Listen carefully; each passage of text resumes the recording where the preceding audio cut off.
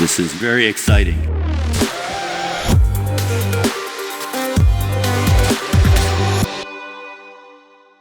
Hi, this is Dale Peterson, and welcome to the Unsolicited Response Show.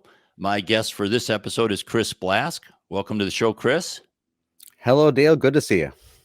You're one of those guys where I could spend the whole show doing an intro for you, but I boil it down to the things that I think are essential and interesting. So you're currently the Vice President of Strategy at Cybeats, which is in the SBOM marketplace. We'll talk a little bit about that in this episode.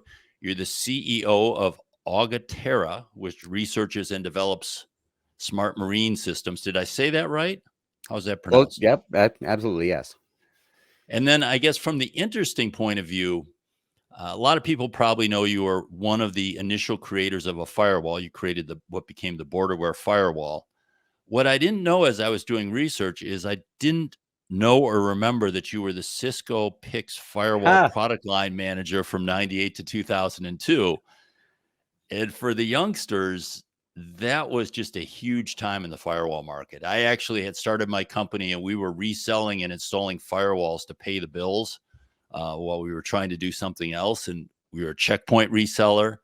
And then the PIX came along, and that was the time when you went from a $25,000 to $50,000 checkpoint firewall to maybe a $5,000 or $10,000 PIX firewall. And it really changed the whole market. I didn't realize you were right in the mix of that massive change. Yeah, that was a, and certain times after all these years, you see resonant frequencies, right? Similar things happening. And the firewall market was a good example. Fred Avolio and I wrote a paper, was with TIS briefly, on basically why PIX was terrible. And then I was one, right? And interesting inside scoop on that. At late 1998, PIX was end of life. The Cisco executive staff said, okay, the idea was that firewalls are going to be built into the routed infrastructure. The iOS firewall is going to replace all this stuff. So we had this sort of black ops thing in the background where we saved it, brought it back, the PIX 515, 25, and that whole era, right? And but similar times in the SIM space and OT monitoring, now in supply chain security, you build up to these points and then the dam breaks open. Well, and let's talk a little bit about, because I'm going to have a beer with you sometime and talk about that market, because you were in the decision making part. I was kind of at the end of the line there, just dealing with one was clearly better than the other, but it was so darn expensive that it just didn't make sense. And also with the Cisco muscle and other things, it was really an amazing time to be in the business. And maybe we'll see the same point in the SBOM market. We'll have to see. But I guess where I'd like to start is Cybeats is a little different. You participated in the SBOM pavilion at S4. You clearly are in the SBOM market. You have a product called SBOM Studio. But unlike almost all the other vendors in the space, Cybeats doesn't create SBOMs. Right. Which is very unusual. But then that would say for your product to be of use, SBOMs would have to exist. Right. So at this point, if you were just to take, a guesstimate, what percentage of the OT software solution or OT product space have SBOMs today? Well, you're exactly right. Our position is assume SBOM. SBOMs exist, right? You start there. And this to my comments about changes in the markets over time, and the 1998 to 2000 in the firewall space is a good analog for this sort of thing.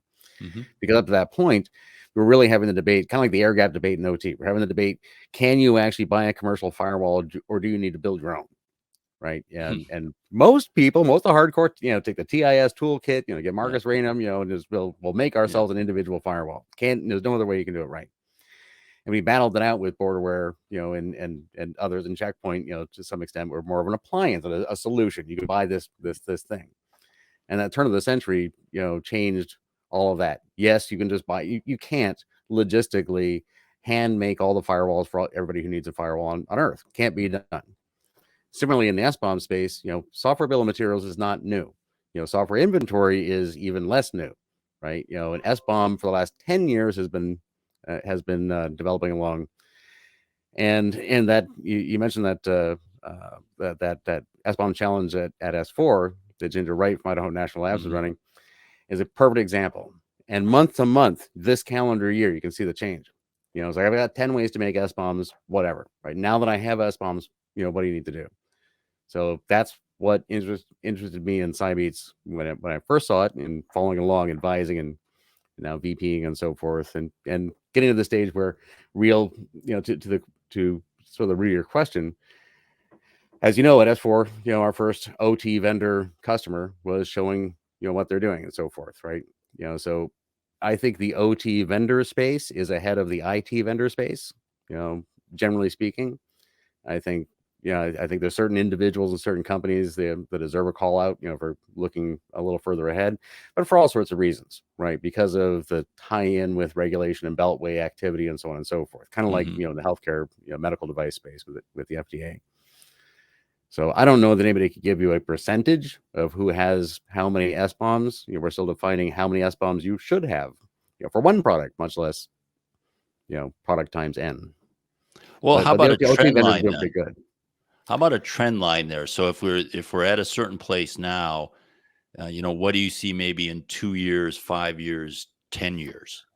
Right. I like to think of 3, 5, 7, right? Because this year's, particularly if large organizations, 2023 is over, right? If you've got most of what you're doing, you're doing through the end of this year. You need to plan out, really start thinking about next year. And really there's that 3-year window we all live in, right? Beyond 36 months, we're talking, more long-term strategy and pathway. So over the next 3 years, in short, it's up and to the right. Right, a year or two ago, that sounds a little presumptuous, but we're here now, right? This, you can go on all day long, from Microsoft to Schneider Electric to everybody else that's producing a lot of SBOMs.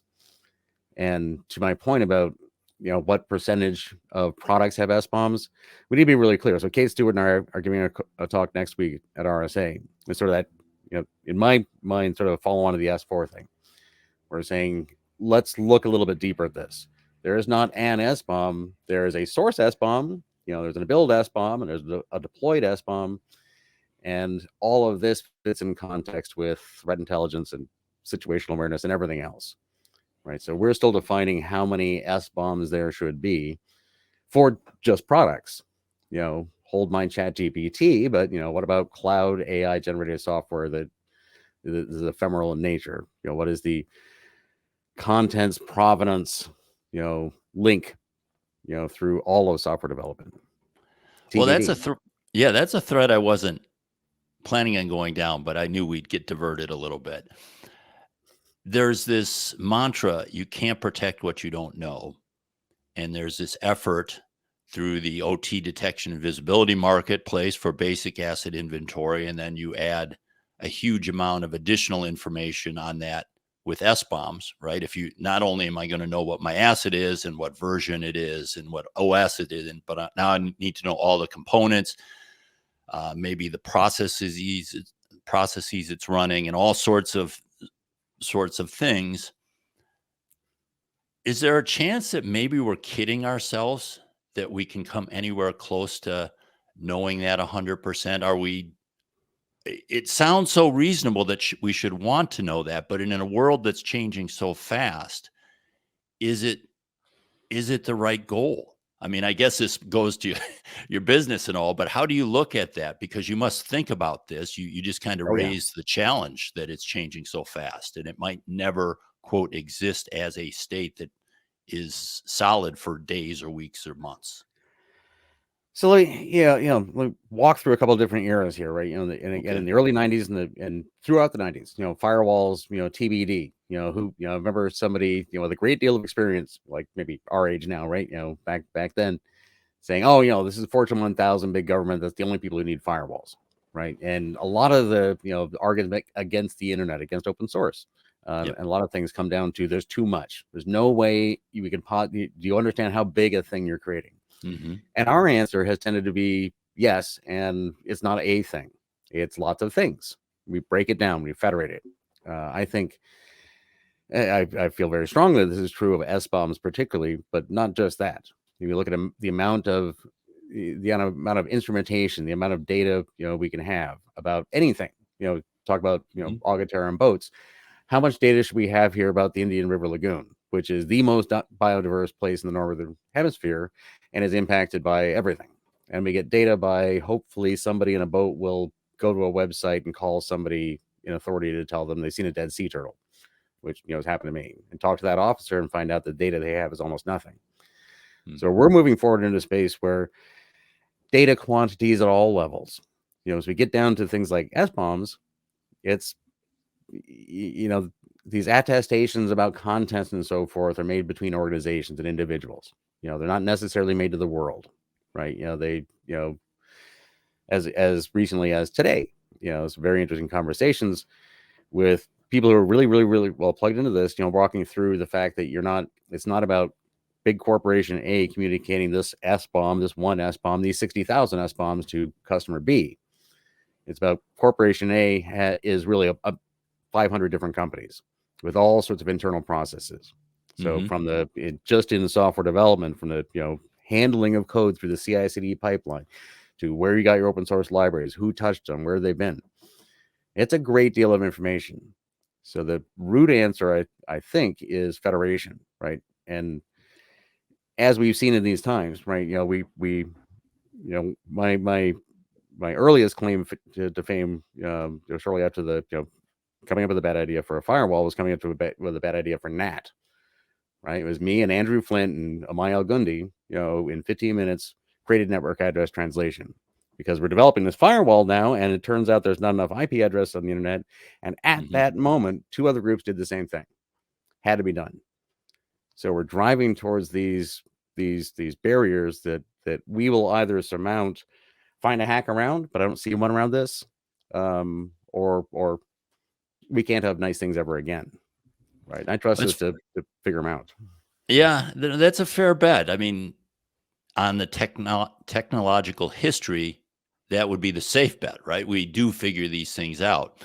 So maybe the question, and I won't even ask you to answer it unless you feel compelled to, but maybe the question is, what will be the value of knowing all that detailed information? Because there are a lot of things we can do, and they can get complex, and we can figure out a way to do them. And at the end of the day, we say, well, that was a lot of effort and expense and use of resources for little bang for the buck. Right. So I think what's really behind all of this, and the really good changes, the really effective changes in security of the same thing, is cash, right? You stop thinking about security and start thinking about, we spend trillions of dollars building and buying and selling software, and we're not sure what's in it or where we put it, right? So we spend a lot of time catching up with that, and it turns out a lot of money, right? And I it's interesting going through this whole beltway cycle, right? We have a presidential executive order and the federal government, and these usual sort of progress over a couple of years where people think, okay, it's going to be about regulation, it's going to be about the feds, it's going to be about government contracting. And you look around and you see companies that aren't involved in any of that, and they're going down this direction as well, because they have 40,000 engineers, they spend billions of dollars on code, and they want to spend less money on handling it and figuring it out. Okay, I want to talk marketplace, but let me hit one more near-term market question. Then we're going to talk a little future and marketplace and federation and such. When I talked to Edgard de Capville of Nozomi a couple of years ago, I actually just recorded another one which brought it to mind. But he said their strategy was to remain viable until they saw the knee in the market, that's not in the camera view, but until the curve went up like that, right, for OT visibility and detection.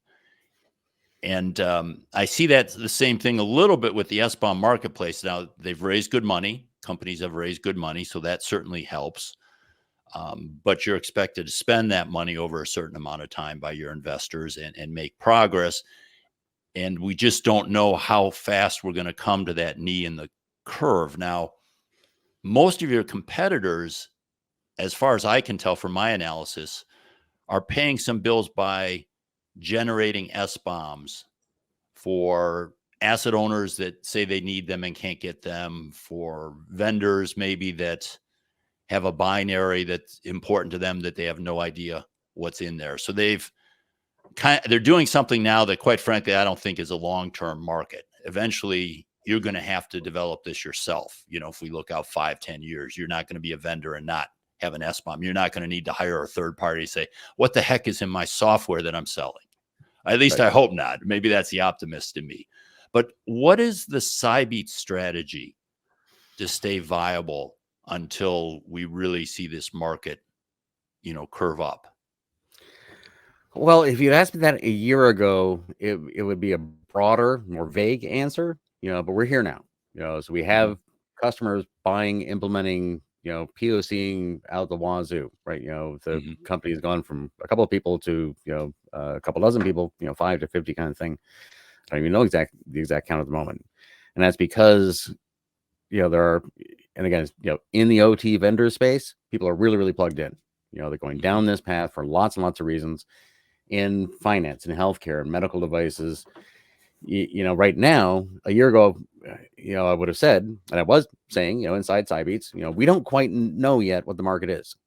Is it, tens of thousands of customers, a cloud solution with, the low dollar footprint that, creates a revenue stream to support the company and growth, or is it the whale? Are the big enterprises the first? And, I had very strong opinions on that turned out to be right, but nobody knew. Now we know, paying customers and repeatable business and the same value statements over and over again.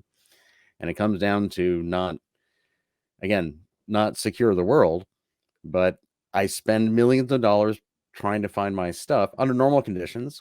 And should something like a security issue like Log4j come up, I spend 10 times that much going back and trying to find it again. So is it the large vendors or the large asset owners that you see as kind of in the OT being space, your customer for now? Right. So in the OT space, big question. Don't really know. Right. The large enterprise, and I think this is, this is not Cybeats, this is SBOM writ large. Who are the large enterprises that are showing up to the CISA working groups and various others? What are their interests? And, I've been tracking this, for a number of years, 4 or 5 years now. And, it's obvious there's a lot of really big companies that aren't software houses, but have tens of thousands of programmers that are, they're not vendors, but they have their own code. They're all gone down this path anyways. There's, big name vendors, and all these people are in public groups. I don't want to, name every company on earth, but companies absolutely everybody on earth knows, are going down this path because their whole company is code. Right. And yeah, so I think, we're talking firewalls and so forth. The analogy, I suppose, is that generating SBOMs is sort of the firewall market by itself, right? Cybeats is sort of in the SIM space. Let's take information and put it all together in in various ways for purposes. And at that pace, and this is probably correct, I'm just thinking out loud, but threat intelligence followed SIM and so forth. And all that took 20 years. I think we're going through it faster this time. We've been there before. We've got much more mature and developed structures. So just generating SBOMs, like I say, month to month through this year, I think that market shifted now. Right. Okay.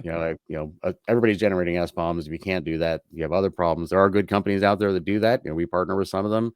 If you can't do it yourself, you can find that. But we assume SBOM, and everybody we're talking to assumes SBOM anyways. I was going to get to the marketplace, but I thought of one other thing I had to ask you. I've heard you say this before, that, can you explain this security concept or product to your partner, to your friend who's non-technical or such a thing like that? And maybe it's just bias from, it happening 20 or 30 years ago, but the firewall seemed pretty easy to explain. You have bad guys trying to get into your network. And the internet's, it was the wild, wild west.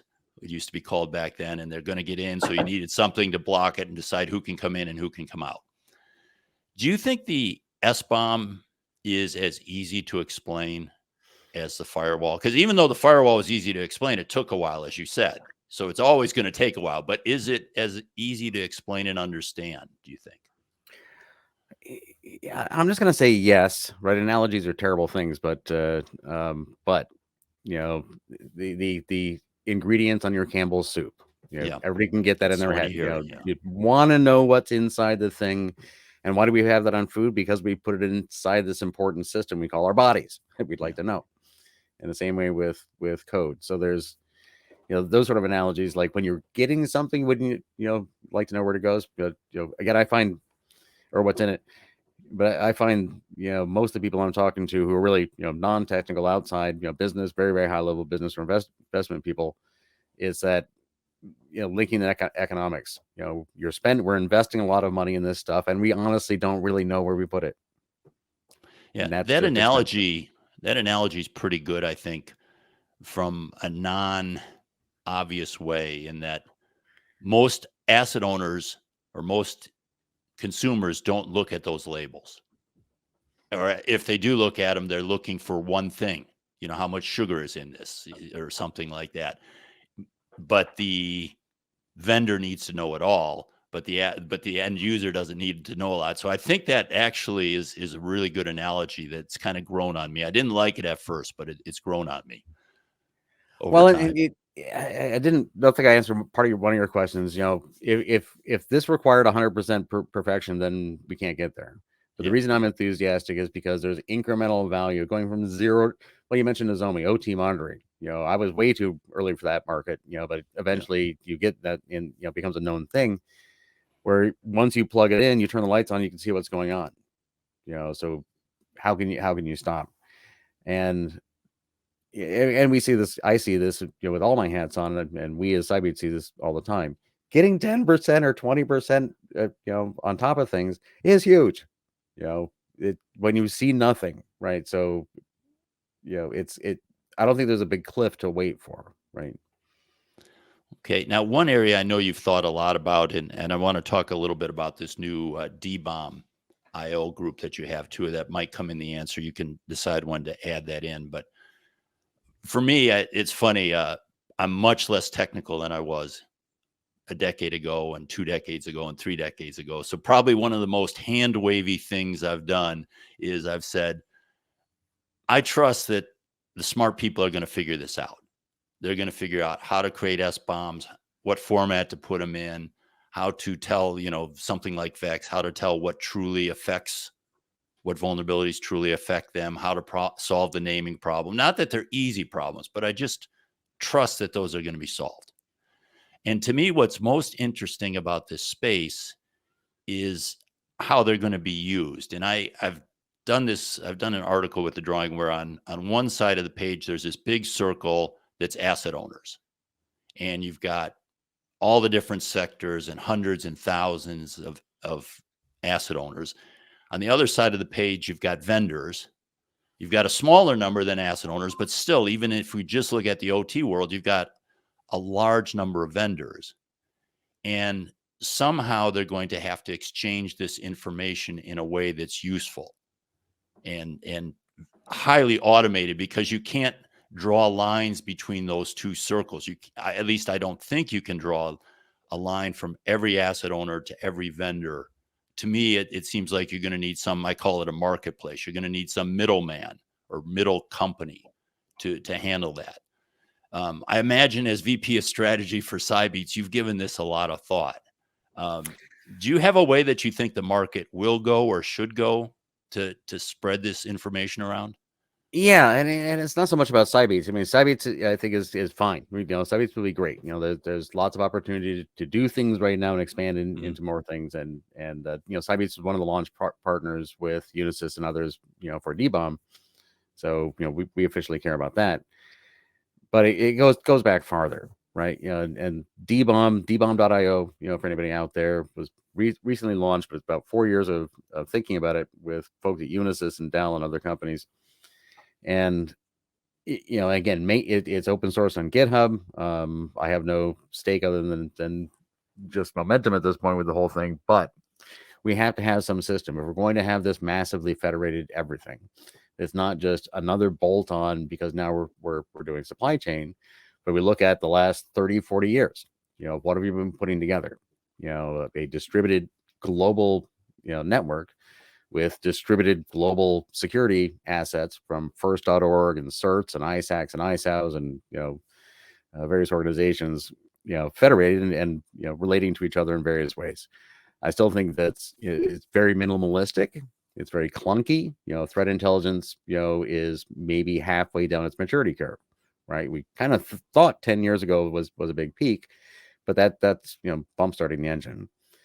So DBOM or attestation ecosystems, open source, open standard, standardized attestation ecosystems, I believe are absolutely necessary to create the marketplaces and the repositories. I listened to what you're saying. You said marketplace. The very fine line for me right now is when people are speaking. And again, I mean, Yeah. people right in the middle of this. Is it a singular or plural? Do they say repository or repositories? Marketplace or marketplaces? Because we're talking about, supply chain is every organization on earth, right? There's not one of anything, but there will be lots of, so you asked earlier about enterprises. Again, I gave you my actual answer. My opinion is yes, major enterprises, major utilities in the OT space, will be consuming SBOMs. We'll have platforms like Cybeats. We'll be doing lots of interesting things with them.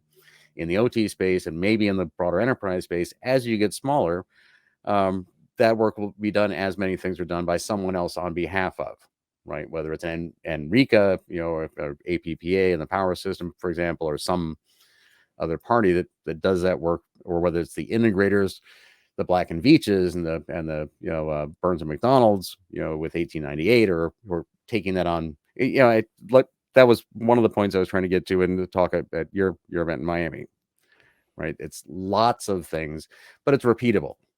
It's like there's lots of gas stations, but you don't have to figure out every one. They're all the same. Yeah, it's true. And I would agree with you that it's a plural. It's not going to be a marketplace. That is so rare in this world that's true. I mean, it would be hard to believe that could happen. There are many cases where there's a small number, where there's 2 to 10 that, right. You have to play with those. And if you don't play with those, because I think if I'm Schneider Electric, I don't know that I want to be sending my information to every marketplace.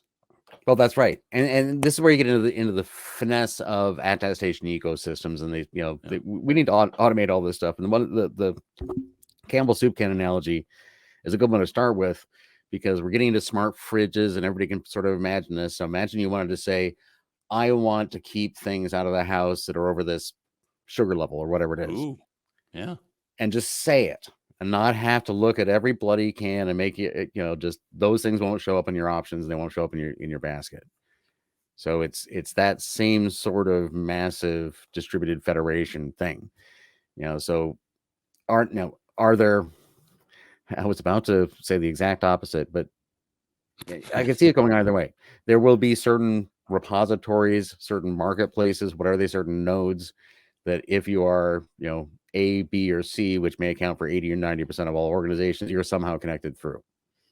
yeah. But I really think it ends up being lots of marketplaces, or even sort of marketplaces buried inside services you don't even really know you're participating in, but you are because you choose that source. And just keeping, a wide lens here, I wonder, one way this could happen, I say there's this middle thing between these two clouds, but in theory, you could take your product, you could take a product like yours, you could take a product like one of the detection products, and you could import that from each one of the vendors. But I'm kind of thinking, again, going back to the soup analogy or the label analogy, as an asset owner, I don't care. I rarely care, or I shouldn't say I don't care.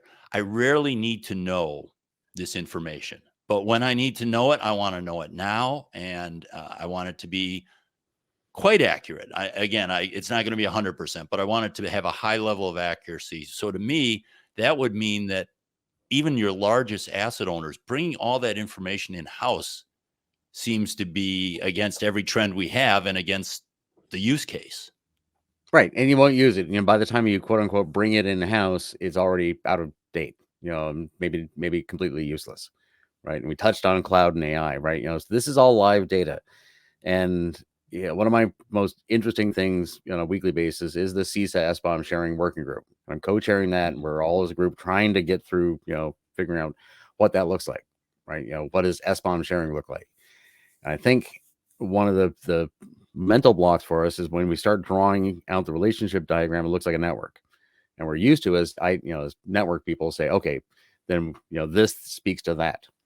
When really this, at your show, I used a water utility, particularly because they tend to be sort of smaller and less sophisticated, right? And I didn't get into that in that talk, but, all I said they needed to do was require things.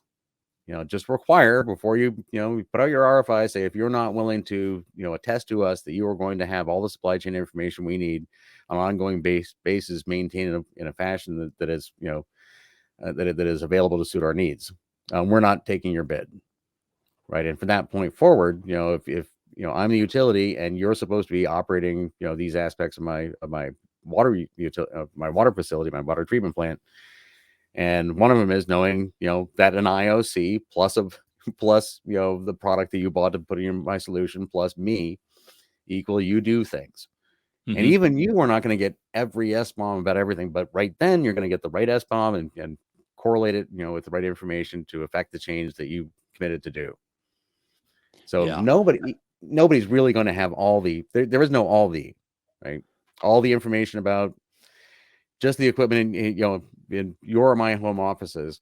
Could you imagine every single piece of information about just this equipment we're using right now?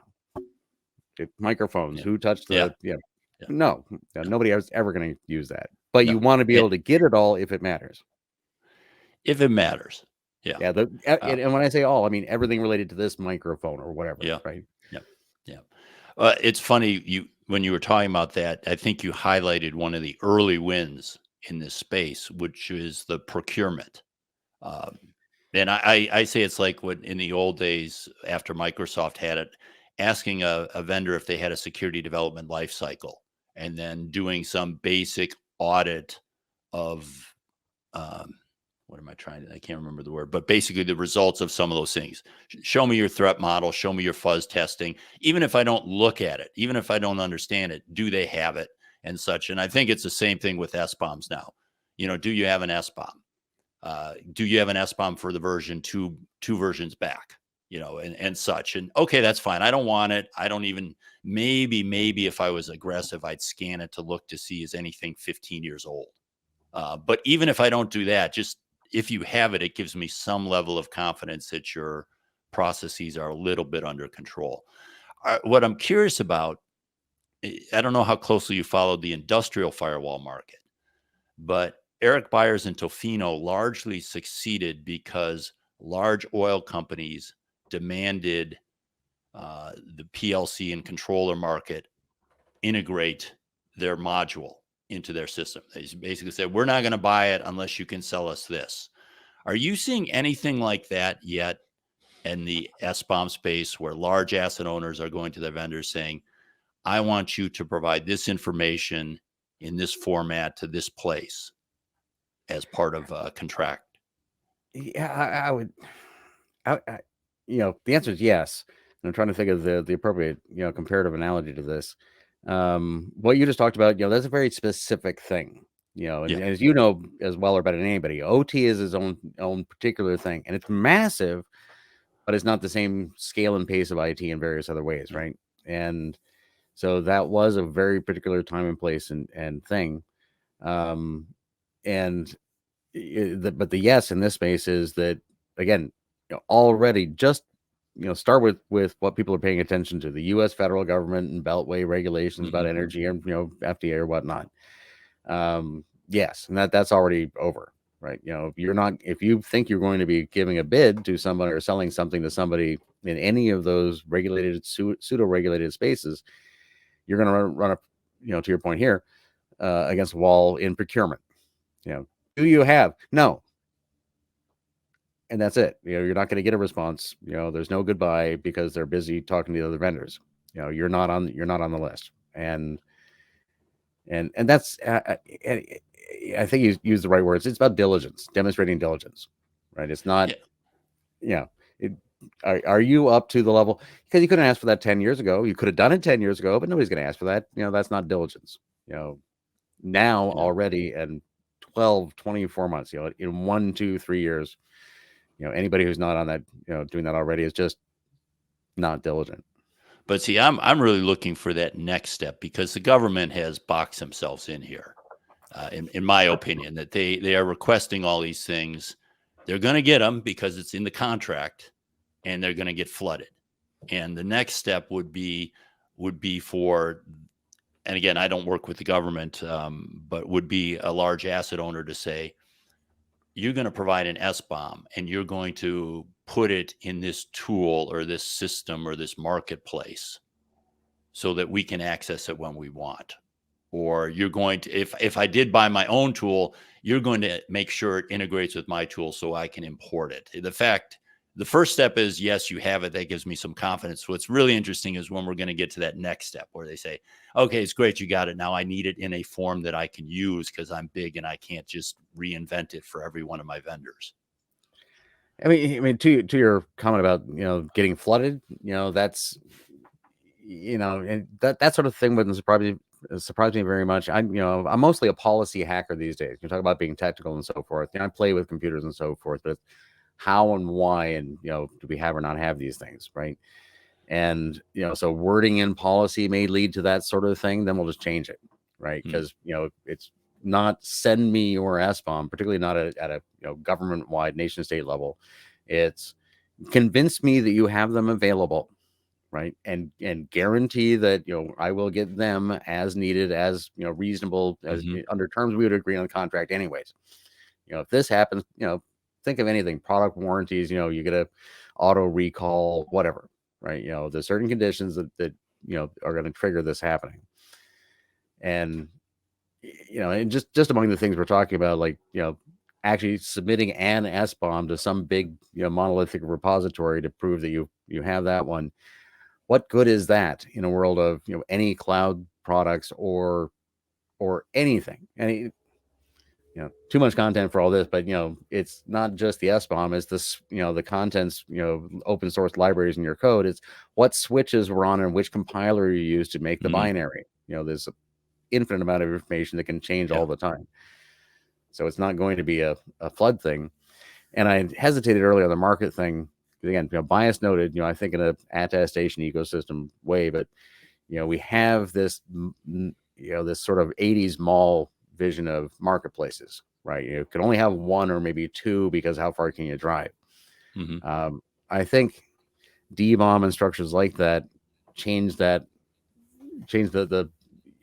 because as I say, there may be some big marketplaces, some big repositories, but mostly organizations are creating them and sharing them with one or more other partners because either it's a one-off or there's standard things, and you're making that a gear in a machine, not just a file of a box of files that are there in case a lawyer calls.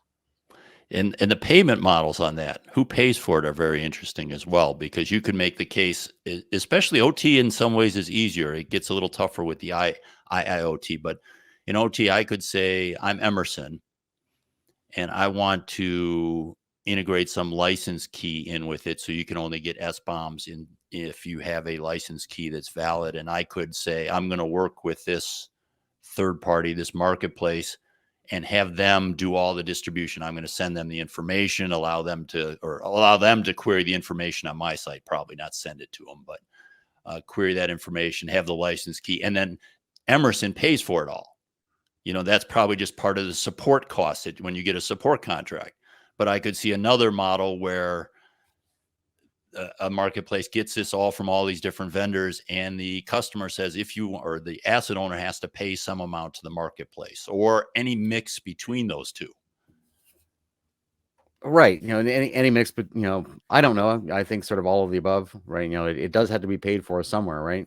But again, I think this is one of these security things, particularly, that pays for itself, right? Now somebody still has to build things and buy things and so forth. But I think, I worry about the transition, starting anything up, there's all this startup cost, how do you get the first street light, as opposed to, producing street lights.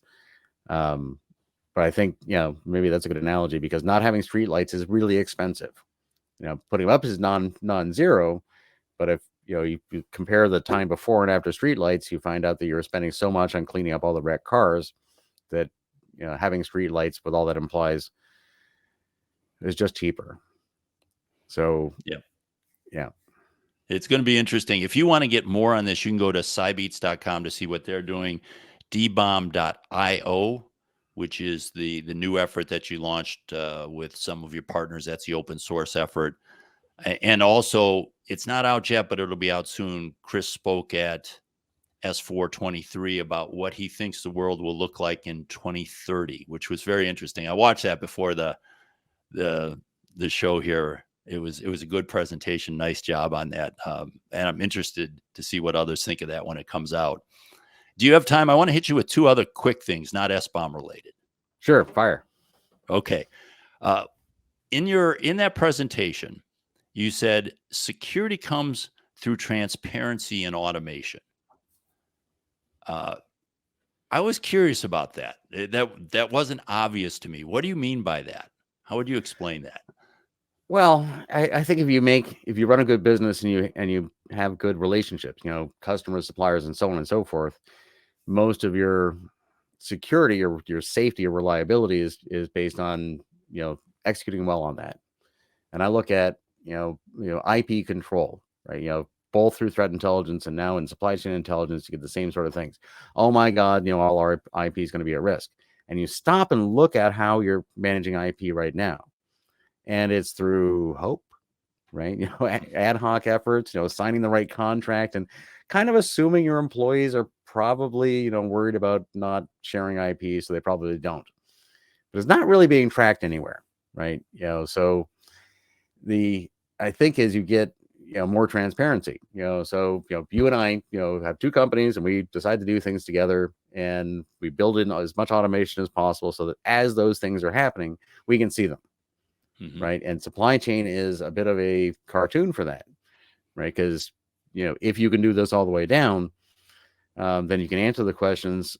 Security is so much of a time issue, right? The cliche about, how do you rate a bank vault in hours? How many, not can you break, how long will it take you to break this thing? And most of the time when the bad guys have the advantage in cybersecurity, it's not that we couldn't stop them. We didn't have the time. It just takes way too long. All the information, we can find it, take 90 days later, we can find it. Right. So I think, that taking the information we already have, we already agreed to share between us in various ways, and really making it transparent so that you can find it right away, not defer. We see this, and we see this in the broad population. Misinformation campaigns work because you're not going to take that long to refute everything, right?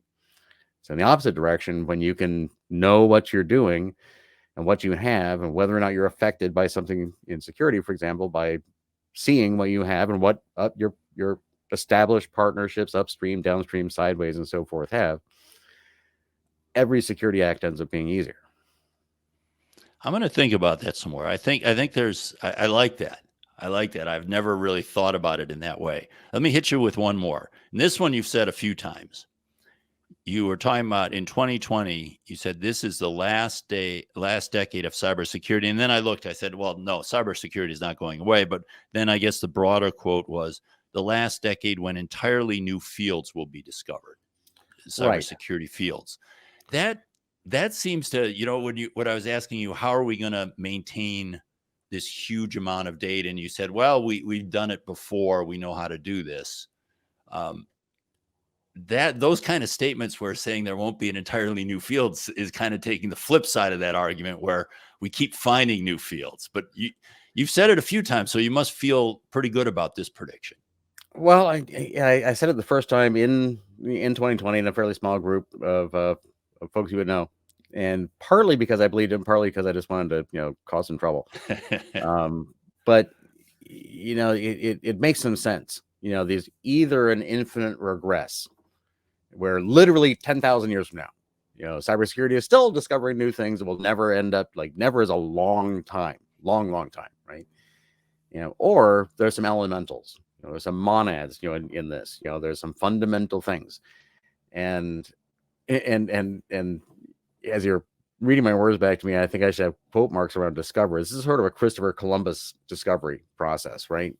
It's not that Spaff and Fred Cohen and everybody else, Vic Weepin, back in the early days didn't lay all this out, right? We're still just filling in the dots. And software inventory. It's like, should you know where your software is? Yes. We haven't quite gotten there yet.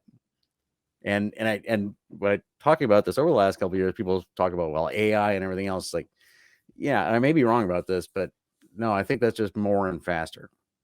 I think we're plowing through it. Just realistically, apparently takes about 40 years to plow through building all the things that we kind of knew we should build in the first place. Like threat intelligence, was threat intelligence really new 10 years ago? No. Yeah. It's, but we didn't have Sticks and Taxi until then. So hadn't had the time yet. Well, that's going to be a fascinating one to watch. It's one of the reasons why I was happy to get you on the show, because you always throw out a few there that I'm just like, wait a minute, does that make sense? So that's a good one. Hey, if people wanted to, I mentioned DBOM.io and the Cybeats site. If people wanted to reach out to you, are you active on any of the socials? Is there one place they should find you, or LinkedIn always works for me? LinkedIn? Yeah, LinkedIn always works for me. Yeah. I've been posting a lot of Auga Terra reels on Instagram. If you want to go there, you can get a lot of time-lapse motions of sailing solar boats and so forth. But yeah, any business persons, I follow LinkedIn a lot. I'm not writing any more resumes ever again. Okay, that sounds good. Thanks a lot, Chris, for coming on the show. Thanks, Dale.